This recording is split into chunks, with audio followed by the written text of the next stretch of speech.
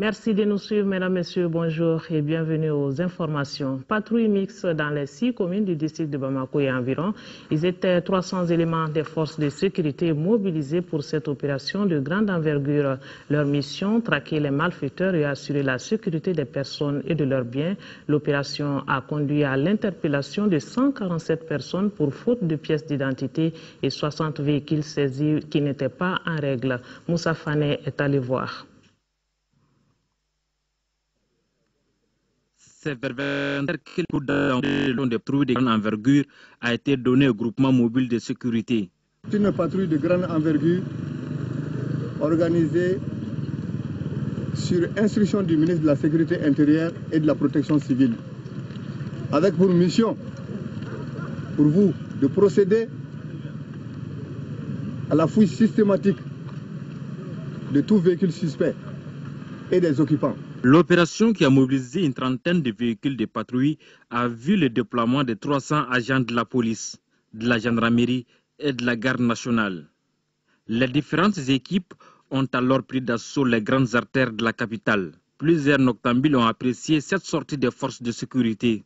Dans l'état où les choses sont aujourd'hui au Mali, je pense que c'est tout à fait normal que chacun se fasse contrôler et qu'on regarde exactement qui est dans ces véhicules et qu'est-ce qu'ils transportent. C'est normal. Je leur encourage que ça se passe aussi sur la voie normale, quoi. Voilà. Ça nous rassure d'ailleurs. Laisser les grandes artères de rentrer un peu plus dans les quartiers périphériques, ce sera encore mieux.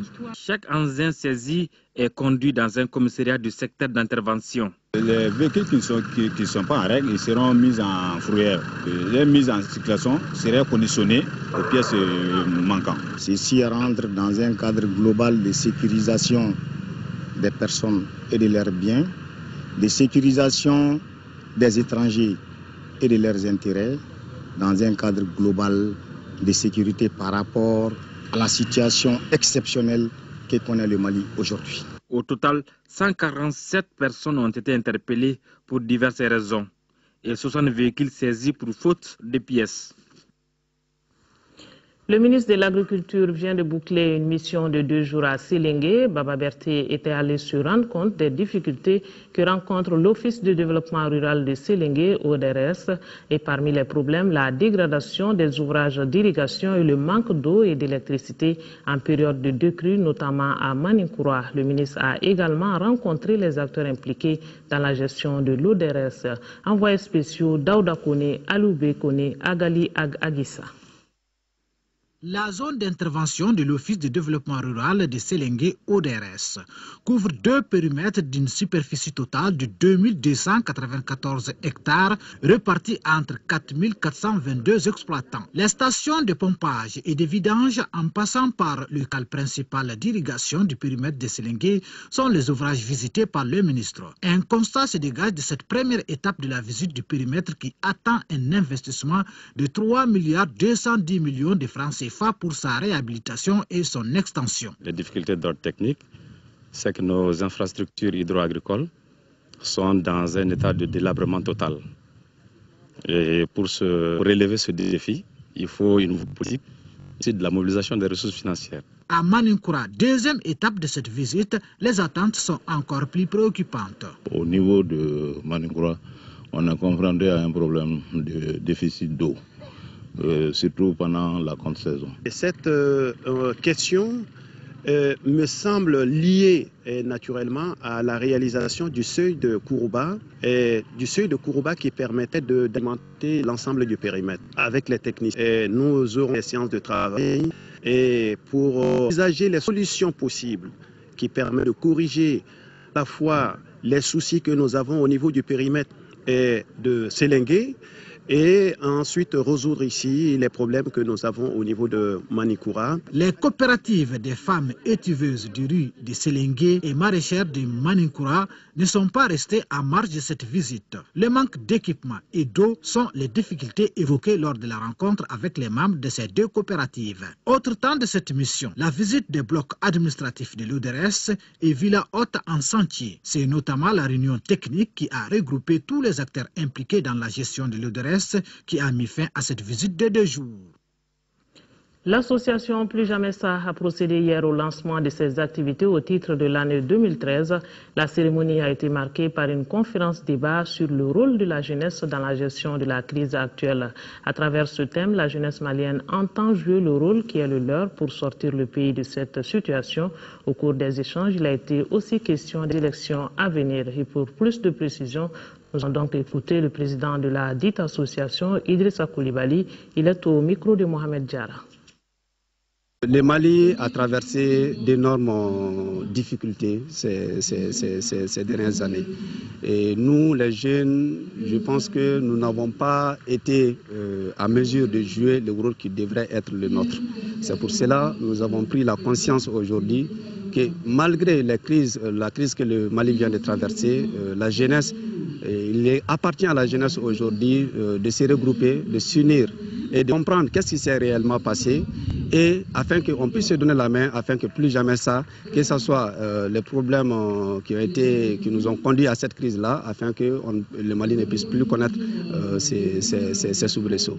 C'est des stratégies qui sont beaucoup basées sur, je dirais, la communication verbale, aussi la sensibilisation auprès de la jeunesse partout où elle se trouve. Partout dans le monde, on dit que c'est les jeunes qui sont en train vraiment d'émerger pour des postes de responsabilité et arriver jusqu'au niveau de la magistrature suprême. Nous pensons que cela aussi est possible au Mali si et seulement si la jeunesse malienne se rassemble, se donne la main, se réconcilie avec elle-même et faire confiance en elle-même pour qu'ensemble nous puissions vraiment soutenir un candidat jeune.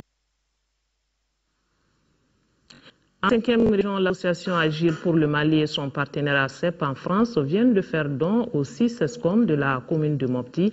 La valeur plus de 3 millions de francs CFA. Ce lot est composé de médicaments et de matériels médicaux. La remise s'est déroulée vendredi dernier. C'était dans les locaux de la mairie de Mopti. Jules Sambou-Sissoko nous donne les précisions depuis Mopti.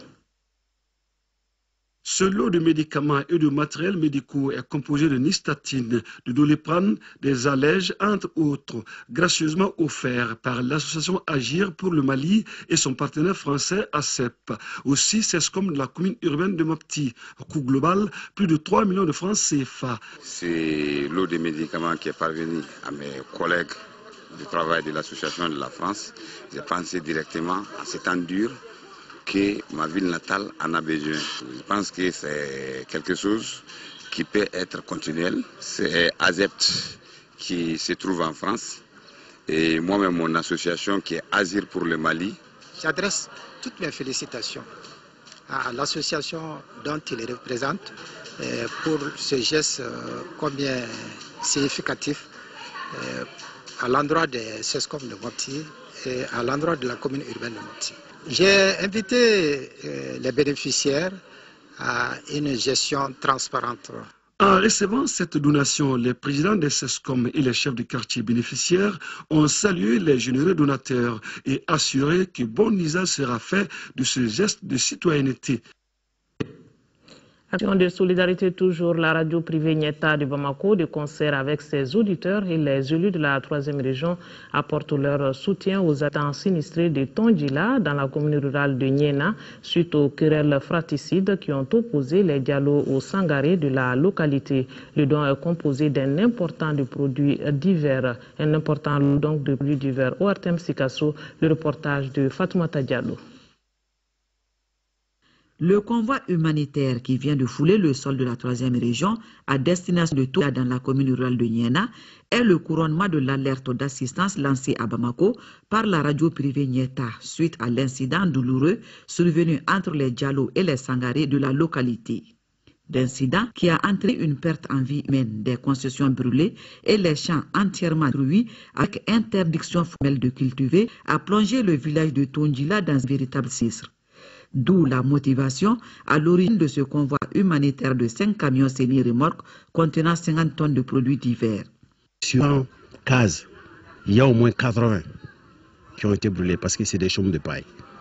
Aujourd'hui, l'hivernage vit ces genres de conditions-là. Parce que ce n'est pas dramatique. Il n'y avait même pas d'ustensiles de cuisine chez ces bonnes dames-là pour la cuisine. Il n'y a plus de céréales. Tous les greniers ont été brûlés. Alors, ce n'est qu'un petit geste. À l'accueil, les élus, l'administration et la population de Tondjila animés d'une joie empreinte d'émotion. Le représentant des ressortissants de Tondjila à Bamako et le maire de la commune rurale de Niena, qui n'ont pas pu retirer leurs larmes, l'un des moments les plus pathétiques, ont appelé les uns et les autres à la danse. Il n'y a pas une famille Diallo où il n'y a pas une femme Sangaré. Il n'y a pas une femme Sangaré où il n'y a pas une femme Diallo. Donc c'est un incident de parcours. Et je demande aux Sangaré comme aux Diallo la tolérance, que cette histoire soit définitivement enterrée et que l'on renoue avec nos amitiés, avec nos parents. Quant au sous-préfet de Niena, force doit rester à la loi. La population de Tondjila, qui a reçu pour leur mosquée quelques exemplaires du Saint-Coran, a remercié les donateurs avant de les rassurer que cet événement douloureux tombera vite dans les oubliettes, car selon eux, rien ne peut contre la volonté divine. L'actualité africaine dominée par des arrestations et affrontements. En Afrique du Sud, 8 policiers ont été arrêtés pour le meurtre d'un taximan. La néerlandaise chef de milice Hutu à Kigali, elle écope de 6 ans de prison aux Pays-Bas. Protestation en Tunisie, mais nous commençons par les violences à Conakry. Nouvelle violence à Conakry. Les policiers ont tiré sur des habitants, faisant un mort et une douzaine de blessés dans des circonstances qui restent imprécises. Depuis 3 jours, Conakry est le théâtre d'affrontements entre communautés malinquées et Peul, les premières étant fidèles au président Condé, les secondes à l'opposant Cellou Diallo. Ces heurts ont débuté mercredi après une manifestation de l'opposition qui réclamait la transparence pour les élections législatives du 12 mai. 8 policiers arrêtés en Afrique du Sud pour le meurtre d'un chauffeur de taxi mozambicain. C'est à l'arrière d'un tel fourgon que ces policiers avaient attaché le jeune homme pour le traîner jusqu'au commissariat, simplement parce qu'il avait garé son taxi au mauvais endroit. L'affaire choque tout le pays, la police est cœur du scandale. Un scandale qui a notamment éclaté grâce à la diffusion. 6 ans et 8 mois de prison pour cette néerlandaise d'origine rwandaise. Yvonne Bazebia était chef d'une milice Hutu à Kigali en 1994. Elle a été reconnue coupable d'incitation au génocide contre les Tutsis par un tribunal des Pays-Bas, un pays doté d'une loi de compétences universelle qui lui permet de se saisir de ce type d'affaires. Yvonne Bazebia avait rejoint sa famille à La Haye 4 ans après le génocide. Elle est l'épouse d'un ancien député rwandais, ancien enquête internationale pour le Rwanda. Faible mobilisation pour un Harlem Shake sans musique à Tunis. Seule une quarantaine de jeunes s'est retrouvée devant le ministère de l'Éducation pour exécuter cette danse populaire sur Internet. Ils dénonçaient la décision du ministre d'ordonner une enquête sur des jeunes ayant dansé ainsi dans la cour d'un lycée. D'autres Harlem Shake ont été organisés cette semaine à Tunis, certains réprimés par des militants islamistes estimant ce phénomène contraire à l'islam. Un sujet plus gai, le bateau Titanic renaît avec une nouvelle formule, 270 mètres de long, 4 cheminées. Il connaîtra des innovations avec l'apport technologique. Sa réalisation va coûter environ 200 millions de dollars à un milliardaire australien. Découvrons le bateau Titanic version 2013.